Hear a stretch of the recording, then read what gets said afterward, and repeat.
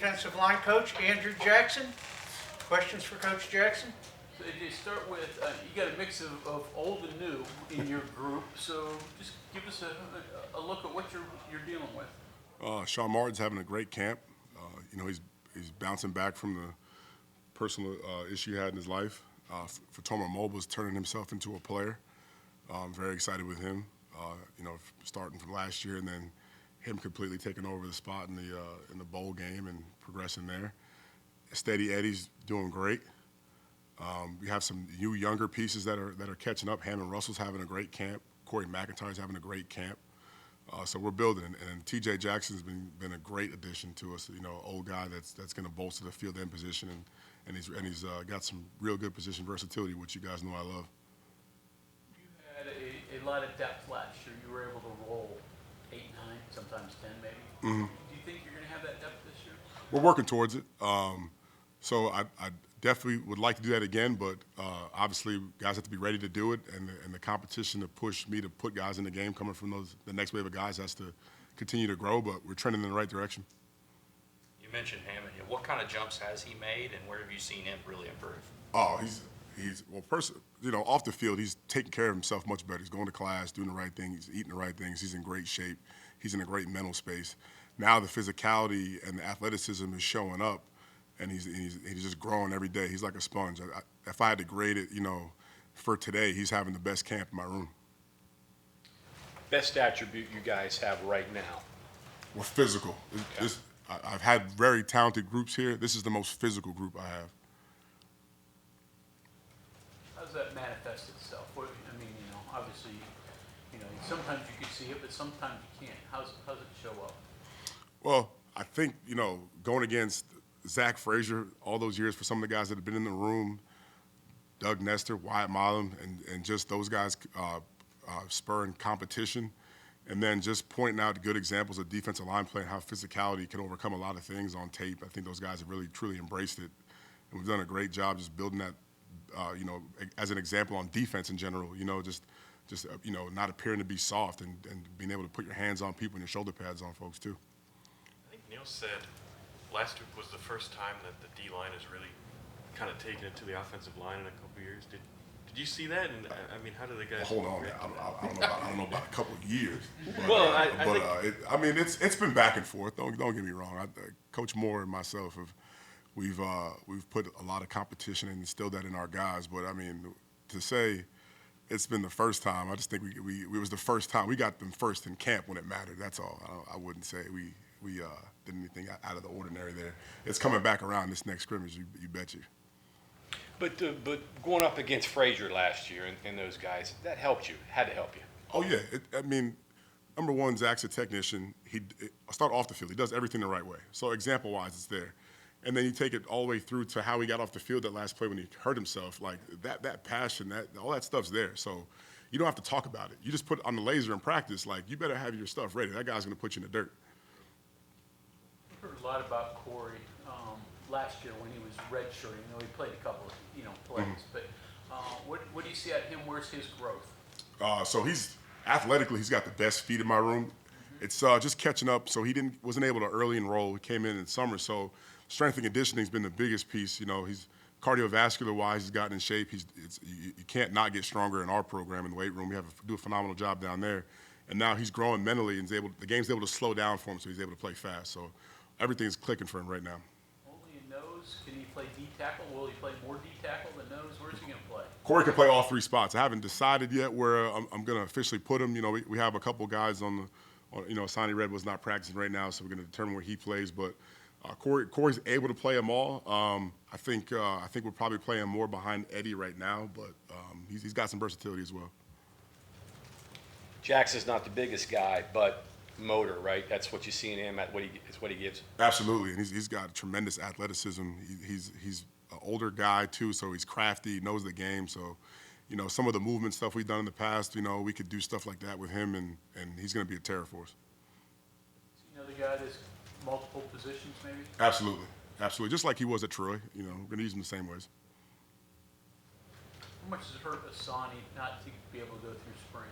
Well, judging by the way he played in the bowl game in a reserve role and the plays he made towards the end of the season, clicking, you know, you'd like to keep fanning that fire with the technique piece you're missing. He's a very smart kid, so he's excellent in the meeting room. You just like to have that individual development in practice where he's going to miss. But I fully expect for him to bounce back and be able to catch up in the summer. The way the rules are now, we can get him going in the summer again. Elijah and Nate, is it moving fast for them right now? I did early on, but they actually just had their best practice, so I'm really pleased with both of those guys. You know, Kinsler came from a high-level high school program where he was battle tested every week, and Big Nate, he was a national and a high state level wrestler, so he was physically able, but you know the game is fast for those young guys.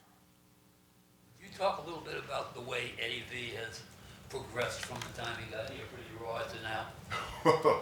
I mean, he came in, you know, not even really speaking English and not even, you know, able to speak football jargon.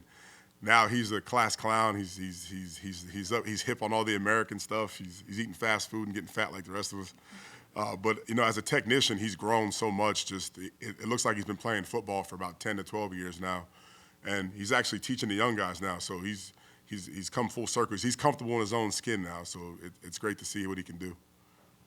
Where is Sean in his development? I mean, he's you know, certainly developed over the years. Mm-hmm. Where is he now? What do you ask him to do this spring? Just be a pro, be consistent.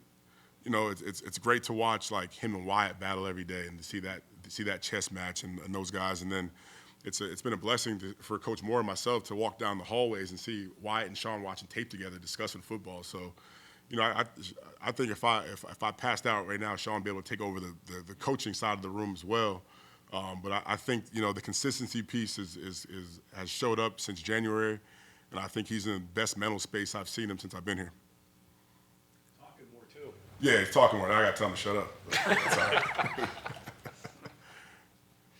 If I remember your bio correctly, do you have 3 master's degrees? I do. Just couldn't get enough? Or? Well, so, you know, now with these new rules, I guess you don't really need the GA. But, you know, it took me a little bit to break into football, and I was able to take advantage of my scholarship when I was a player, too, and get a master's degree before I left college. So that's kind of how that happened. But yeah, I'm probably overqualified degree-wise to coach football. But if I somehow end up on the wrong side of this deal, I'll be able to do something, I think. On the personal side, I think I have this right. New baby. New now? baby, yep. Any sleep at night? What's it like coaching in spring practice when you're here a lot, and also with a new baby at home? Well, I have an excellent wife. First off, she does 90% of everything. But no, it's great coming out and coaching. I mean, I got a new energy, a new sense of responsibility. I feel like a completely new person. The greatest blessing I ever had is to have a baby girl, and it's been great. And honestly, seeing where women's sports is right now, and my daughter's not really watching, but you know, having her in front of the TV, watching what's going on in women's basketball has been great. Just, you know, imagine that being my daughter one day and me being that dad from the sidelines. It's been a great new refreshing energy for me and a source of inspiration. Neil's talked about beating one-on-one blocks. I guess that applies to your guys too. What are you doing with them? How are you working on that part of the? Obviously, hand leverage and pad level and all that good stuff with technique. But that's where the physicality comes into play. You know, it's you versus another person. You know, they might have just as good technique, might be just as athletic, just as strong, but the physicality and then the mindset piece comes into getting off the block, like having to want it more than the other person. And that's, you know, going against Zach Frazier every day. He wanted it more than everybody all the time. So it was hard to make plays versus him, right? So you try to match that every day. You seeing any development there? Oh, yeah, 100%. 100%. I think we hit a lot of individuals. Any others that we didn't ask you about you'd like to mention? Young guy that had an injury last year, Zach Keats, coming along. Derek Burlitz is a walk-on kid coming along, doing a great job. You know, we've been steady across the board. Tomer Mobile's been steady, him and Russell. You know, and then again, we missed Asani, but we've had, you know, some guys flash through this camp. It's been good. You've been here for a few years now. I mean, do you feel like you're starting to get this room where you want it from a developmental standpoint? You know, you got guys that are coming up and playing their role after a few years of the program? Absolutely. It's good to have young freshmen you feel good about and guys in every class. You know, having been able to recruit these guys, I feel like nothing wrong with the guys that I inherited. I've had some great players, but I feel like going through the recruiting process with most of these guys, they know me for a number of years. It's easier for those guys to take coaching. There's a relationship there. And, you know, there's the more conversation on the front end before things go wrong, whether I'm losing my mind or they're having a bad day. We kind of communicate better, so there's more understanding for sure. You're recruiting. What is it that you look for? Is there? I mean, start with body style. I mean, do you like length, or what do you like? The first thing I usually do is I like guys to be bigger than me. I like guys to look down at me and are just at least just as wide-shouldered as I am. I think that's my only good attribute I have left. But no, I like them to be bigger and longer, and I like them to have a mindset, toughness, whether it's on the field or off the field. You know, I like guys that have jobs, that wake up early, play multiple sports, have a good relationship with their parents, whether they're not a pain in the rear. When I walk into school and people are saying good things about them, I like all those type of things. On top of obviously being a good football player. Yeah. The two true freshmen, correct me if I'm wrong, they just seem bigger than recent vintage true freshmen that run through. I don't know if that's on purpose or if that's a coincidence, but It's on purpose. I'm looking for a bigger profile player as we move forward. Part of that's style, part of that's a little bit the defensive change. Learning and growth with Drew Fabianich, talking just personnel and body types and scouting and stuff like that. But I do err on the side of a bigger player.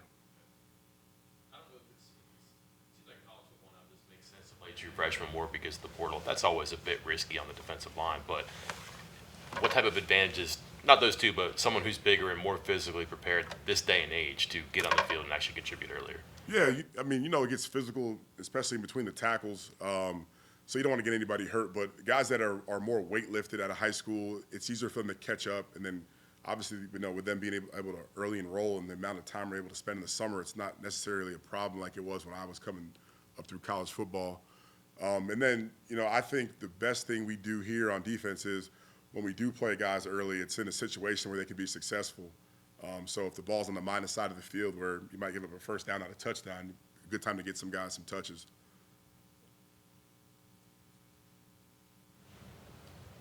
Okay, anything else for Coach? All right, thank you very much. Thank you guys. Appreciate you.